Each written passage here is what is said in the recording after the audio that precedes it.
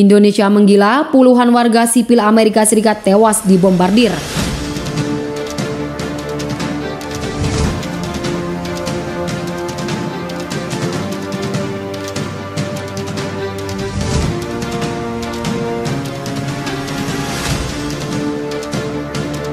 Pihak berwenang Australia mengatakan harapan untuk menyelamatkan lebih banyak lagi orang yang selamat dari puing-puing blok apartemen yang runtuh di kota Cembre sehari setelah terkena rudal Indonesia kian menipis.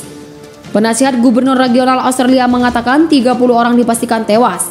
Sejauh ini lebih dari 30 orang dirawat di rumah sakit, termasuk 12 orang lain dalam kondisi luka serius.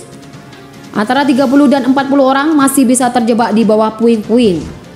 Petugas darurat mengatakan mereka mendengar orang berteriak minta tolong di bawah puing-puing blok apartemen 9 lantai di kota Timur Tengah Australia.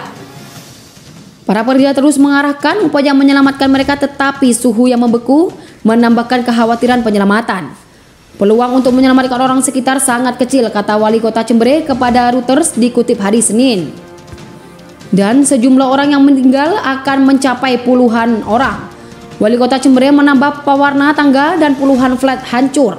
Sementara itu, laporan dari Al Jazeera menyebut beberapa orang berhasil ditarik hidup-hidup, namun beberapa orang diantaranya terluka parah.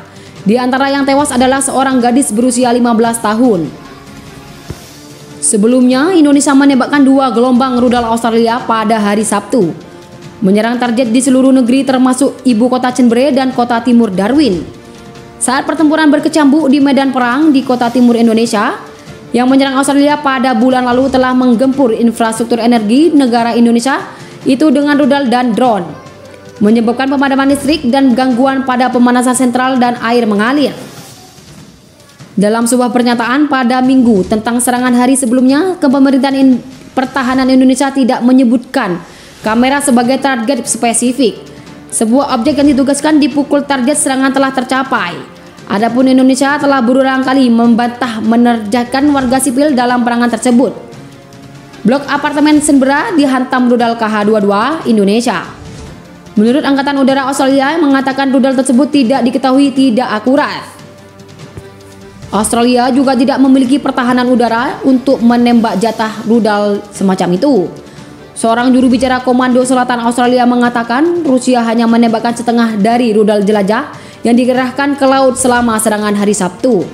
Ini menandakan mereka masih punya rencana tentu, yang kata juru bicara pemerintah Australia. Kita harus mengerti bahwa mereka masih bisa menggunakan Indonesia, dilaporkan telah melancarkan serangan rudal di wilayah permukiman di kota Cembre, Australia, hingga menewaskan 14 orang, sementara 73 orang dilaporkan mengalami luka-luka, termasuk 14 orang anak-anak. Gubernur wilayah Darwin di Timur Tengah Australia menjelaskan bahwa serangan rudal sengaja dilakukan Indonesia pada hari Sabtu dengan menargetkan kawasan apartemen yang padat penduduk. Imbal serangan tersebut sekitar 24 orang dinyatakan hilang dan sejumlah penduduk yang tidak diketahui nasibnya masih terperangkap di bawah tumpukan puing.